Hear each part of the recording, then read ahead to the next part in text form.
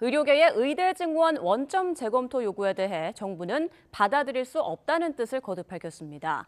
또 의대 교수들의 사직은 효력이 없다면서 개원이들의 진료 범위를 대폭 넓히겠다는 대책을 내놨습니다. 취재 기자 연결합니다. 윤성훈 기자.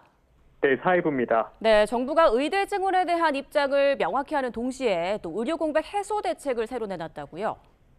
네, 조규용 보건복지부 장관은 의료계가 주장하는 의대 정원 원점 재논의와 유예는 국민 눈높이에 맞지 않는다고 선을 그었습니다. 직접 들어보시겠습니다. 국민 눈높이에 맞지 않는 원점 재논의나 1년 유예를 주장하기보다 과학적인 근거와 합리적 논리에 기반한 통일된 제안을 해주시기 바랍니다. 오는 25일 시작되는 의대 교수들의 사직 효력도 자동적으로 발생하는 건 아니라고 설명했습니다.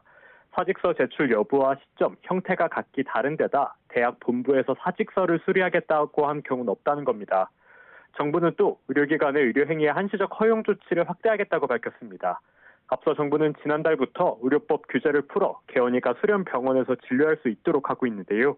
앞으로는 개원이가 수련병원뿐 아니라 일반 병원에서도 진료를 볼 수 있도록 하겠다는 겁니다. 특히 지자체 인정 없이 보건복지부가 인정하는 경우에도 의료행위가 가능하도록 절차를 개선하기로 했습니다. 당장 오늘부터 시행해 보건의료 재난위기 심각단계 기간에 적용하겠다는 방침입니다. 이와 더불어 대통령 직속 의료개혁특별위원회를 예정대로 이번 주에 발족한다고 밝혔습니다. 이를 통해 의료개혁의 중요한 이슈에 대해 합리적 대안을 모색하겠다며 의료계가 집단 행동을 멈추고 대화에 참여해 줄 것을 당부했습니다. 네, 정부의 이딴 대책에도 의료 공백 확산 가능성이 커지고 있는 건가요? 네, 당장 충남대학교 병원과 세종충남대 병원은 이번 주 금요일을 시작으로 매주 금요일마다 휴진할 계획입니다. 비대위는 교수들의 피로도가 극에 달해 이같이 결정했다고 밝혔습니다. 응급 중환자 진료와 수술을 제외한 일반 외래 진료와 수술은 진행하지 않겠다는 겁니다. 이면택 의협회장 당선인도 앞선 YTN과의 인터뷰에서 사직서 수리 여부와 상관없이 의료 현장을 떠나겠다는 교수들이 늘어나고 있다고 밝혔습니다. 만약 이런 상황이 현실화되면 그야말로 의료 붕괴 사태에 직면할 것이라고 지적했습니다. 의사협회 비상대책위원회는 의료개혁 특위에 대해서도 의료계는 겨수기 역할을 하라는 것이라며 불참을 선언했습니다.